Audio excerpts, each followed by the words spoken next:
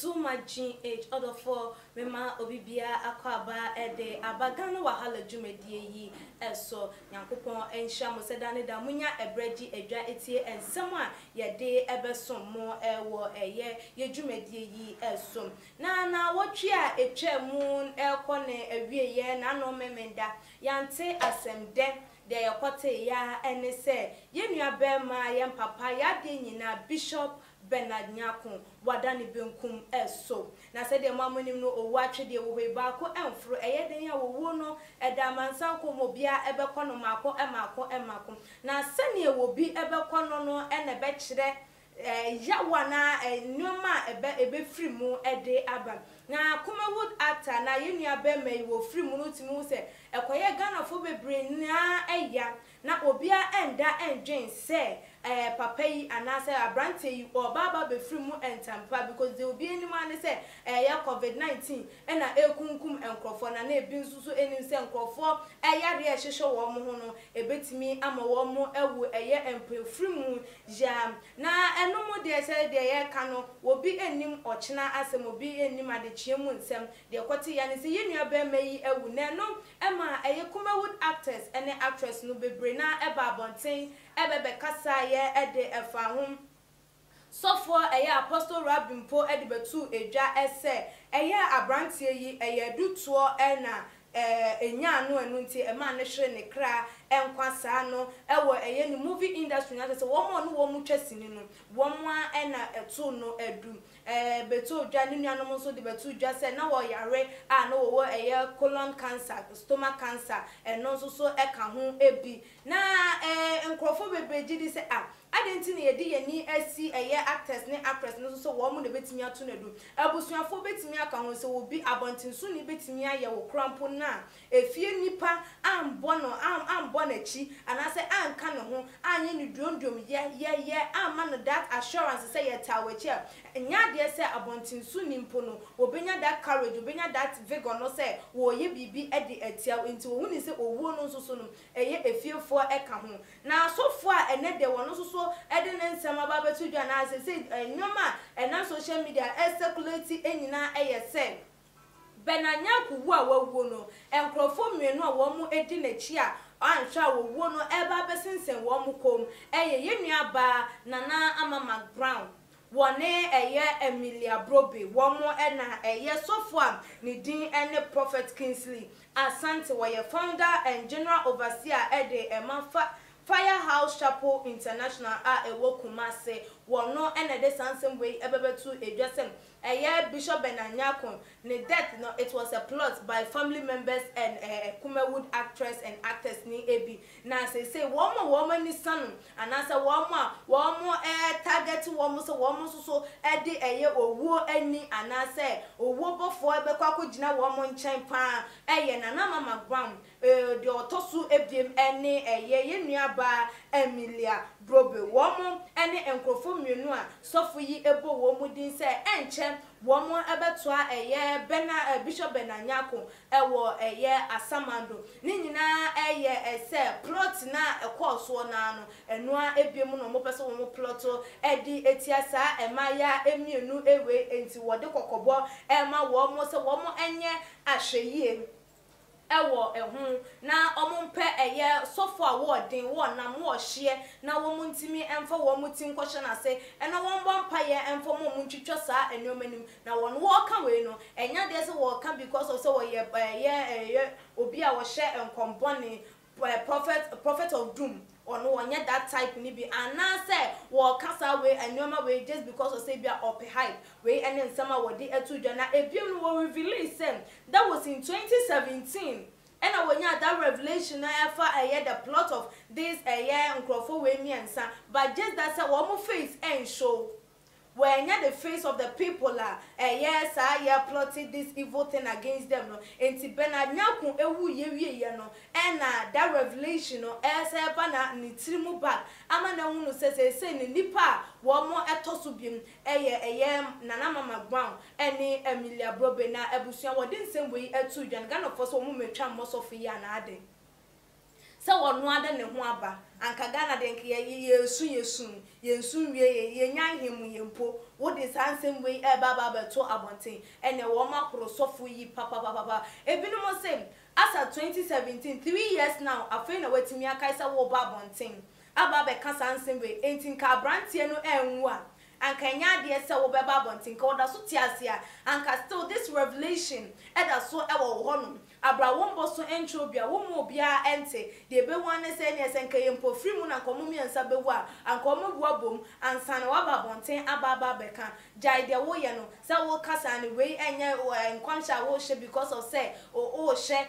de ama wo mo hunu se wo so mo bompa ye no jai kan na wo ye we nyina o because say wo pe eye fame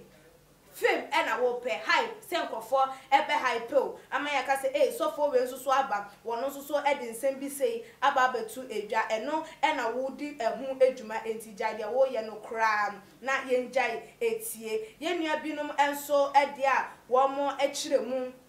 Not just one moon say, a yes of one free yame.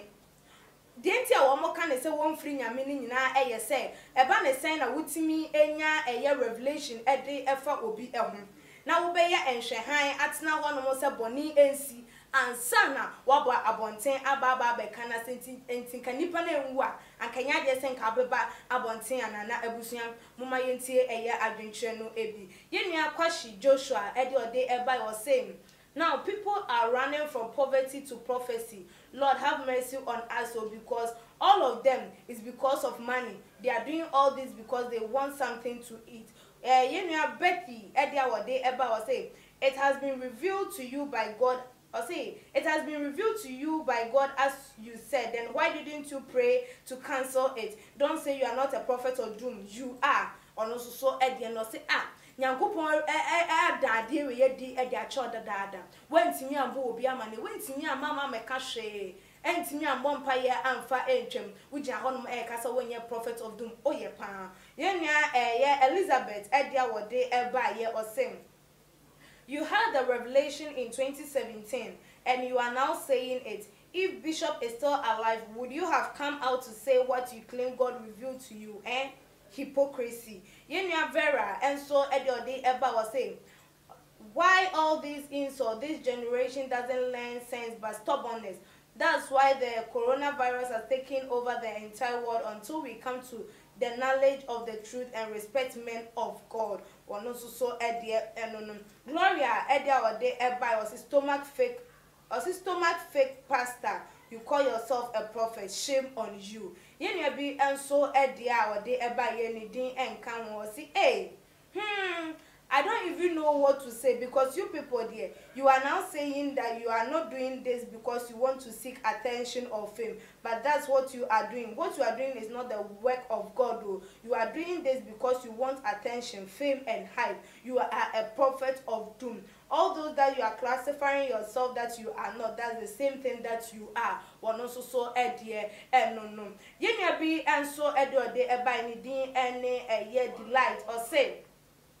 Bishop is dead. You are now coming to say that Emelia and Nana Mcbrown are next. You couldn't even do anything about Bishop death. You are now saying something about these two people. Is it that they paid you or something else? Or also so a dear our busanon. Or say what share ama who crofome and where whom woman. What share my baku we are there waiting whom you know I can woman in the woman at me about Bontia Baba. We HS a one casano aya asofudina within woo so because in Yankopon and no wakasa pant in cabitina bompaye esi ano equinus went to me anye a mubia wujin honum case. You are doing this not because you want to seek attention or fame. You are doing this because you are a man of God and you are not a prophet of doom. There sans and brofuna woke can jake can they will classify whom so when ye in ano a show or who say woye one also so I drink chair and no abusian. for a year Kingsley Asante ninsema wodi etu dwai wo dwen ho a uhu ne se mrade bi na wo to Ghana fo anase den wo bi a wenya revelation that was 2017 went me amba one bon 30 mpo amane wo de esenka wo hu obi anim krampo na at least wa Kuma wood actors actress and producers say na mahunu afa yes ni channel dwuma moye no say enche nipa bi nu beba bebe film na ne wo sempa ye bi no mo beba wo mo abo wantimi anka bibia amfanfa wo ahwe sem baako enwu baako wu wie ye de a watimi ababonti abekire nipa mienu a wo mo eto aso like it doesn't sound okay. As a bibi wo hono ma wodi esie ebinum susu se ebia na wo ma maka no obi na abo ne pa hye da ka se wo mfa nkrofo bi mienu ye na Mcbrown ene Emelia Brobey din memetu dwa se de be ya be create some curiosity na omo hye da be se ne ye nko musofi omo mpa ma ye no wo de ape bibi sika bi na wo pe edi anase obi na abo ne pa ese wo memeka sa ensem because 3 years ni wenya revelation na wantimi ankasa wo ho de na chese emu ye rem kakra ana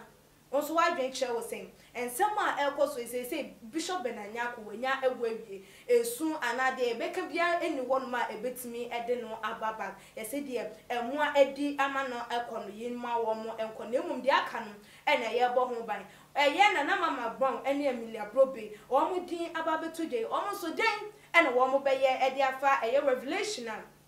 Kingsley Asante ede atu edwano den na womo so womo beye ede afa ho den na womo so womo ewo kan ede efa ne nsema wode etu edwano ho sofoi oya sofo ampa se nyankopon na ada ne de ede ache na so wo ye wei all because of fame hype and ejinji a wo beji enti ebusua wa wo fie ensem no de bebre ekoso ye agency ye beka ade ebechien ade ebesansa ne yenka enwie ye enti no ni nyina no wo fie a wa adwen se de wa adwen cho no wa bo ne tofa kama na wo de Tr0uble GH your comment section na mesre so won subscribe ya ye ema ye wo Tr0uble GH a red subscription bell na wa mia so bell baba bada nche wo mia so se de nya upload video bia no wo so etime nya notification e wo phone so ebie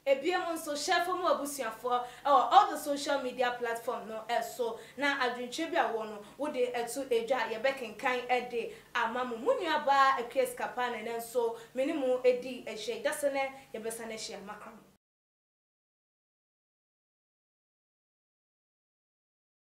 fitiani asese ni din ene your friend say mechanic